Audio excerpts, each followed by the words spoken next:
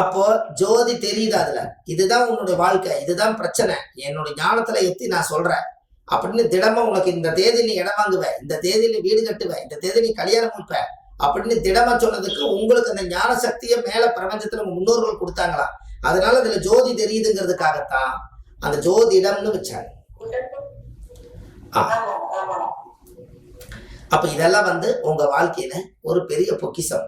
அப்ப இதுல இருந்து நீங்க உங்க வாழ்க்கையில நீங்க நல்ல விதமா வரணும்னா இப்படி எல்லாம் காரகத்தவங்களை எல்லாம் நீங்க படிச்சு வச்சுட்டீங்கன்னா ஒரு உயிர் அப்படியே வளைஞ்சு கடைசியில அந்த ஒரு உயிர் ஒரு மேச கட்டத்துல தலை வச்சு அப்படியே அந்த உடம்பு நம்ம கடகம் வரும்போது மார்பு கட்டையும், அந்த சிம்ம வரும்போது அந்த கன்னி துலா வரும்போது நம்மளுடைய சிறுநீரக இடத்துலையும், அந்த தனுசு வரும்போது நம்மளுடைய உடம்பு நம்மளுடைய கால் முழங்காலுக்கு மேல அந்த தொடை பக்கமும் அப்படியே மடிச்சு இந்த கால் மீனத்தை கொண்டு போய் பாதமாகும்.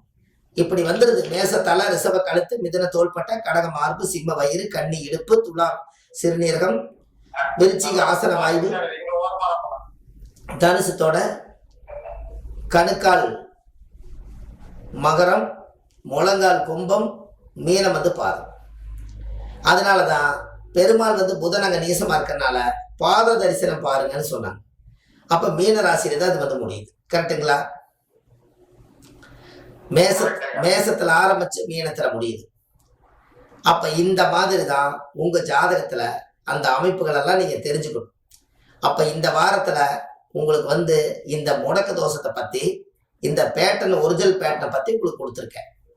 இது நீங்க பத்திரமா வச்சுக்கிட்டீங்கன்னா ஜாதகம் பார்க்கும்போது பக்கத்துல வச்சுக்கிட்டு சூரியன் என்ற நட்சத்திரத்துக்கு எந்த வீடு முடக்குன்னு பார்த்து அந்த முடக்கு தோஷத்தை அவங்க சொன்னீங்கனாலே, இது வரைக்கும் ஜோசியரை நான் எத்தனையோ தோஷம் கேட்டிருக்கிறேன், முடக்கு தோஷம் எந்த ஜோசியரும் எனக்கு சொல்லல, நீங்க தான் சொல்றீங்கன்னு உங்களுக்கு ஒரு பாராட்டும், அதுக்குரிய கோவில் நீங்க கொடுக்கும்போது அதனுடைய புண்ணியமும் எல்லாம் சேருமா.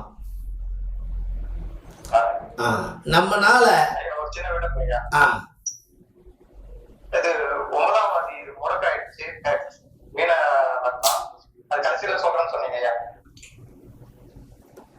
எதுக்குங்க மீன லக்கணத்துக்கு 9வது விருச்சிக ராசி முடக்காயிடுச்சியா, கடவுள் வரல கூட்டிட்டு இருக்காங்க சொல்றேன், நீங்க சொல்லுங்க. நீங்க அது கோயிலே நான் சொல்றேன் 9ஆம் இடம் முடக்காயிருச்சுனாலே கோயில் வேலை தாங்க ஐயா. 6 படை வீடு கொண்ட திருமுருகனை 6 படை வீடு ஒரு 2 நாள் 3 நாளுக்குள்ள வீட்டுக்கே வராம 6 முருகனை நீங்க கும்பிட்டு வந்தீங்கன்னா 9ஆம் பாவம் முடக்கு தோசை நிவர்த்தியாகும். அது யாரோட வீடு? விருச்சிகம் செவ்வாயோட வீடு. செவ்வாய் யாரு? முருகன். அப்ப இந்த முருகனுடைய வீட்டுக்கு 6 வீட்டுக்கும் போயிட்டு வந்தாச்சுன்னா அந்த 9ஆம் பாவம் கடவுள் இத்தனை இடத்துக்கு நீ போயிட்டு வந்துக்கிறீங்க நல்லா இருக்கணும்னு சொல்லி அவர் ஆனந்தமா நான் பட்டு நம்மளுக்கு ஆசீர்வாதம் கொடுப்பார். அதனால கண்டிப்பா இந்த முடக்கு தோஷம் உங்க வாழ்க்கையில இருப்பதனால இதையெல்லாம் நீங்க தெரிஞ்சு அறிஞ்சு இது நல்ல விதமா கொண்டு வரணும்னா இந்த முடக்கை நீங்க கெட்டியா பிடிச்சுக்குங்க. உங்க வாழ்க்கையில ஒரு மிகப்பெரிய மாற்றம் கிடைக்கும். இப்போ ஒரு உதாரணம், இப்போ முடக்கு ஏதாவது ஒரு வீடு விழுந்துருது. இப்ப நீங்க சொன்னதே மீன லக்கணத்துக்கு 9ஆம் இடம் முடக்கு தானே சொன்னீங்க. உங்களுக்கு என்ன திசை நடக்குது? அவ்வளவுதான். இப்ப இதுல இருந்து என்ன தெரியுது? அவருக்கு முடக்கு திசையே நடக்குது. முடக்கு மட்டும் 9ஆம் இடத்துல இல்ல, மீன லக்கணத்துக்கு 9ஆம் இடம் விருச்சிகம், அது செவ்வாய் திசை நடக்குது, செவ்வாயோட வீடு. அப்ப இந்த திசையில நீங்க ஏதாவது இருக்கிறத இழந்துக்காம, சொத்து இருந்தாலும் உங்க பேர்ல வச்சிருக்காதீங்க, மனைவி பேர்ல வைங்க.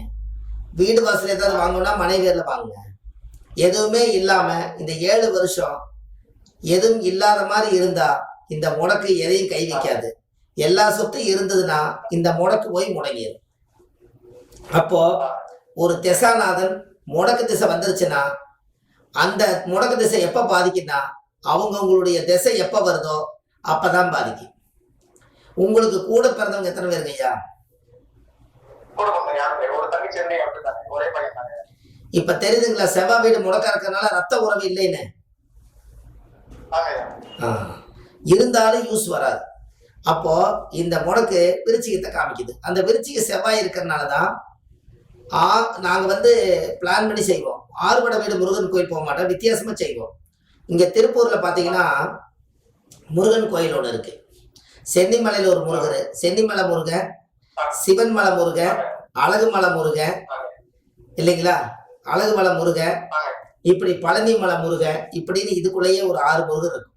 நாங்க ஒரே நாள்ல 6 முருகனை பார்த்துட்டு சூரிய உதயத்துல முருகன் தரிசனம் பார்ப்போம். 6 முருகன் முடிச்சுட்டு நாங்க வீட்டுக்கு வந்துருவோம்.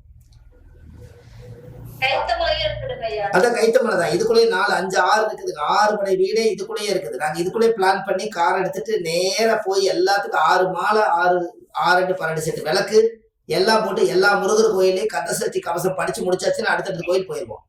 இப்படியே சூரிய உதயத்துல ஆரம்பிச்சு அஸ்தமனத்துக்குள்ள வீட்டுல வந்து 7வது தெய்வம் வீட்டுல போட்டுருவோம். அன்னைக்கு பாத்தீங்கன்னா 1 மாசம் நம்மளுக்கு சார்ஜ் ஏறுற மாதிரி இருக்கு. அவரே தைரியம். இப்படி எல்லாம் நம்மளால வந்து கர்மா உடைக்க முடியும், புண்ணியத்தை வீட்டுக்குள்ள கொண்டு வர முடியும், தலைமுறையா இருக்கிற தோஷத்துக்கெல்லாம் பரிகாரம் தேடிக்க முடியும். அதெல்லாம் தான் ஆதிகால பரிகாரம்னு பாகம் 2 எழுதிக்கிட்டு இருக்கேன். கண்டிப்பா அது நல்ல விதமா முடிஞ்சதுன்னா உங்களுக்கு இந்த ஆதிகால பரிகார புத்தகம் மாதிரியே கிடைக்கும். இதெல்லாம் வீணா போயிடக்கூடாதுங்கிறதுக்காக இந்த ரெக்கார்டு இப்ப நம்ம சொன்னது மட்டுமே 1000 வார்த்தைகள் இருக்கும். அத்தனை வார்த்தையும் புக்கா எழுதி வச்சுட்டோம்னா நாளைக்கு ஒரு பொக்கிஷம் அல்லவா. ஆமா, அதனாலதான் ஆதிகால பரிகாரம் நல்லா 5 கிலோவில் ஜம்முன்னு எழுதி வச்சேன். இன்னைக்கு பாத்தீங்கன்னா புத்தகம் டெய்லி ஒரு 5 புக் 6 புக்கு வித்துக்கிட்டே இருக்கு. புதுயுகம் சேனல்ல கொண்டு போய் இந்த புத்தகத்தை காமிச்சேன். ஆதிகால பரிகாரம் எளிமையான பரிகாரம், இது ஜோதிடர் மட்டும் இல்ல மக்களும் வாங்கி படிக்கிறதுக்கு இது பலனுள்ளதுன்னு எழுதி வச்சேன். யாரெல்லாம் யூடியூப் கால் அதுல இதுல எல்லாம் வந்து ஆபீஸ்லயே பாத்தீங்கன்னா புக்கு டெய்லி பார்சல் போகுது. இதெல்லாம் தெரிஞ்சு பார்க்க ரொம்ப சந்தோஷமா இருக்கு. அப்ப பாகம் 2 கண்டிப்பா எழுதணும். ஏன்னா வயசானவங்க வீட்டுல உட்காந்துட்டு மகாபாரதம் படிச்சிருக்காங்க, ராமாயணம் படிச்சிருக்காங்க, கம்பராமாயணம் படிச்சிருக்காங்க, பகவத்கீதை படிச்சிருக்காங்க, ஆதிகால பரிகாரம்னு படிக்கல. நம்ம இதை உலகத்துக்கு இதை கொண்டு வந்ததுக்கு அப்புறம் அவங்களுக்கு ஒரு சந்தோஷம் என்னன்னா, அவர் ஏதாவது ஒரு நல்ல விஷயத்தை எழுதியிருப்பாரு, அதை நம்ம வாங்கி படிச்சிருப்போம், நம்ம பிள்ளைகளுக்கு நம்ம பேரம் பேத்திகளுக்கு ஒரு உதவியா இருக்கும், கேட்கறக்கே இனிமையா இருக்குதுன்னு ஆதிகால பரிகார புத்தகம் எனக்கு ஒன்று அனுப்பிச்சு வைங்கன்னு. புத்தகத்தோட விலை 3500 ரூபா, கொரியர் சார்ஜ் 300 ரூபாய், 3800 ரூபாய். டெய்லி ஒரு 5 பேர் 6 பேர் போட்டுக்கிட்டே இருக்காங்க. டெய்லி கையெழுத்து வாங்கிட்டு புக்கு போட்டுக்கிட்டே இருக்காங்க கொரியர். அவங்களுக்கு ஒரு சந்தோஷம் என்னன்னா, புக்கு வந்துருச்சுங்க ஐயா, நான் எடுத்தோன்னே படிச்சு பார்த்தேன், கடகலக்கணமாவே எழுதியிருக்கிறீங்க. ஏங்க சார் முதல்ல வந்து மேச லக்கணம் தானே எழுதணும், நீங்க ஏன் சார் கடகலக்கணம் வித்தியாசமா புக் எழுதியிருக்கீங்கன்னாரு. அதெல்லாம் ஒண்ணும் இல்லம்மா, என்னை பெற்றது தாய் தான். அதனால எங்க அம்மா என்னை கருவில் அழிச்சிருந்துச்சுன்னு வைங்க, நான் பிறந்திருக்க மாட்டேன். அதனால தாய்க்கு தான் முதல் நன்றி சொல்லணும், அப்புறம் வேணா தந்தைக்கு முதல் நன்றி சொல்லலாம். அதனால தாய் தான் முதல் தெய்வம். அதனால ஜாதகத்துல வந்து கடகலக்கணம் தான் தாயோட வீடு. அதனால கடகலக்கணம்னு எழுதினேன். அடிக்கடி எங்க அம்மாவை பார்த்தா நம்ம சொல்லுவோம், வயிற்றுல சுமந்தது மாறி முத்தை இல்லம்மா, வயிற்றுல ஒண்ணு மாறி முத்தா உருவாயிருச்சு, அதனால இந்த புத்தகத்தை நான் எழுதுன்னு சொன்னேன். ஆமா, வயிற்றுல சுமந்தது மாறி முத்தை இல்ல, வயிற்றுல சுமந்தது ஒண்ணு மாறி முத்தா உருவாயிருச்சு. நீ உருவாக்கி கொடுத்ததுனால நான் எத்தனையோ பொக்கிஷத்தை உருவாக்கி வச்சுட்டு போறேன். வாழ்வது ஒரு முறை, வாழ்த்தட்டும் தலைமுறை, இதான் நம்ம டைட்டில். ஆமா, அதுதான் புத்தகத்துல இருக்கக்கூடிய ஹெட்டிங்கே, அதான் வாழ்வது ஒரு முறை, வாழ்த்தட்டும் தலைமுறை. அடுத்த பிறவில இதே சுப மாரிமுத்தா நம்ம பிறக்கிறோமா, நீங்கெல்லாம் அடுத்த பிறவில வந்து கிளாஸ் படிக்கிறதுக்கு இப்படி வீடியோ ஆடியோ எல்லாம் கிடைக்க போதா எப்படி தெரியும்?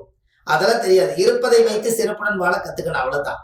அதனால நம்மளோட அனுபவத்துல வயசு கம்மியா இருந்தாலும் 30 ஆண்டு காலமாக இந்த ஜோதிட ஆராய்ச்சி செஞ்சு வாழ்க்கையில ஒரு வரலாறு பெற்ற ஒரு புண்ணிய ஸ்தலங்களை இந்த உலகத்துக்கு கொடுக்கறதுக்காக எல்லா ஏற்பாடும் பண்ணிக்கிட்டு இருக்கேன். அதுல வந்து இந்த முடக்கு தோஷம் அடுத்த புக்கில் வரும், வைத்தியம் அதுல வரும், ஜோதிடமும் அதுல வரும், கதைகளும் அதுல வரும், புராணங்களும் அதுல வரும். எல்லாமே கொண்டு வந்து அதே 5 கிலோ புக்கு ஆதிகால பரிகாரம் 2ஆம் பாகம் சீக்கிரமா அதை எழுதி ஒவ்வொரு ஜோசியருடைய டேப்லையும் அது இருந்துச்சுன்னா நீங்க பல இடத்துல போய் நடந்து நடபயணமா போய் படிச்சு கொண்டு வர வேண்டியது, பொக்கிஷம் உங்க இடத்துக்கே வந்துடுது. இதை சீக்கிரமா கொண்டு ஆமா, இதை சீக்கிரமா கொண்டு வந்து சேர்த்திடணும். அதுக்காக கடவுள் வந்து நம்மளுக்கு நல்ல ஆசீர்வாதம் இருந்தா மட்டும் போதும், எல்லாமே செஞ்சிடலாம். அதுக்காக ஆமா, அதுக்காக நாங்க என்னன்னா ஆத்மா கிட்ட வேண்டிக்கிறதுனா அந்த ஆதரவற்ற பாடி அடக்கம் பண்ண போறோம். முந்தா நாள் கூட 2 பாடி அடக்கம் பண்ணேன். அதை அடக்கம் பண்ணும்போது அந்த எங்களுக்கெல்லாம் அந்த ஜோதிடம் வந்து நிறைய ஆழ்ந்த சிந்தனை எல்லாம் எங்களுக்கு வந்து கொஞ்சம் கொடுப்பா, எங்களுடைய உடலை வந்து வருத்தி தான் நான் எழுதுறேன், அதனால உடல் போனாலும் கூட உடல் மறுபடியும் வந்துடும், அதனால இருக்கும் காலத்து வரைக்கும் இந்த அறிவை வேஸ்ட் பண்ணக்கூடாது அப்படிங்கறக்காக இப்ப கூட ஒரு பரிகாரம் எழுதி வச்சேன். ஆனா அது சொல்ல முடியல. இப்ப இது சகட யோகம்னு சொல்லி ஒண்ணு எழுதினேன். சகட யோகம்ங்கிறது என்ன கான்செப்ட்? சகட யோகம்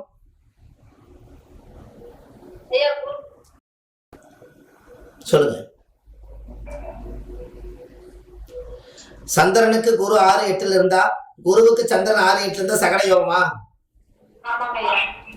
அதெல்லாம் என்ன? அப்ப அதுக்கு ஒரு பரிகாரம் வேணுமில்ல? அப்போ இந்த சகட யோகம் அப்ப சகட யோகத்துக்கு நான் ஒரு பரிகாரம் எழுதுறேன் இன்னைக்கு உட்கார்ந்து. இந்த சகட யோகம் ஒரு மனிதனுக்கு இருந்துச்சுன்னா ஜாதகம் வேலை செய்யாது.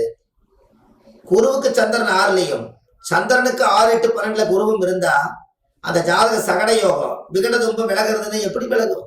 விலகாது. அதுக்கு ஒரு பரிகாரமா அதுக்கு ஒரு கோயில் எடுத்து வச்சிருக்கேன். அதாவது என்னன்னா சகட யோகத்துக்கு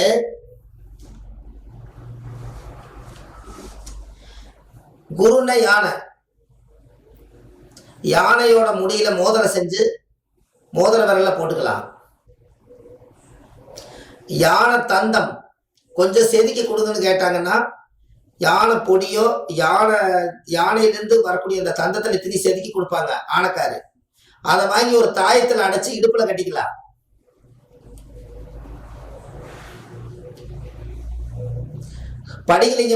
ஸ்படிகலிங்க மாலையை நீங்க கழுத்துல போட்டுக்கலாம்.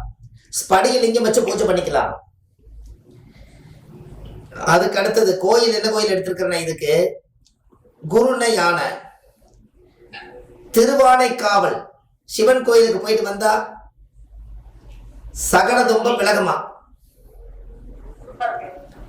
திருவனைக்காவல் எடுத்திருக்க. திருவானைக்காவல் அது யானை சிவன் மேல ஆசீர்வாதம் பண்ணதுனால அந்த காலத்துல திருவானைக்காவல்னு ஒரு இடம் தெரியுமில்ல உங்களுக்கு?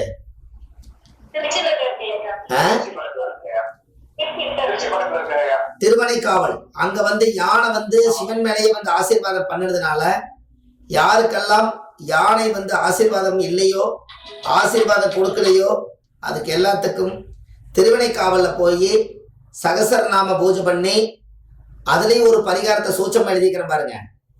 திருவனைக்காவல் அந்த ஒரு கூட தண்ணி எடுத்துட்டு போய் யானையோட தும்பிக்கையில ஊத்தி முகத்துல ஊத்தி அடிச்சு விட்டா பளிச்சினவருக்கு வந்துடும். யானை ஊதி விட்டா எல்லா தோசையும் நிவர்த்தி. அந்த சகட தோசை விலகுமா? எப்படி? அதனால திருவனைக்காவல்ல போய் யானை கட்ட ஆசீர்வாதம் வாங்குறதும் யானைக்கு உணவு கொடுக்கறதும் மோதிரம் செஞ்சு போடுறதும் ஸ்படிக மாலை கொடுக்கறதும் யானையோட பாதம் மண்ணெடுத்து நெத்தியில பூசினா குருவுக்கு சந்திரன் 6-8-12 சந்திரனுக்கு 6-8-12 குரு இருந்தால் அகட மண்ணுக்கு வியமாரெட்டில் சகட யோகம் விலகுமா? அந்த தோஷம் எல்லாம் அடிபட்டு போய் குருவும் சந்திரனும் ஃபர்ஸ்ட் கிளாஸா வேலை செய்வாராம்.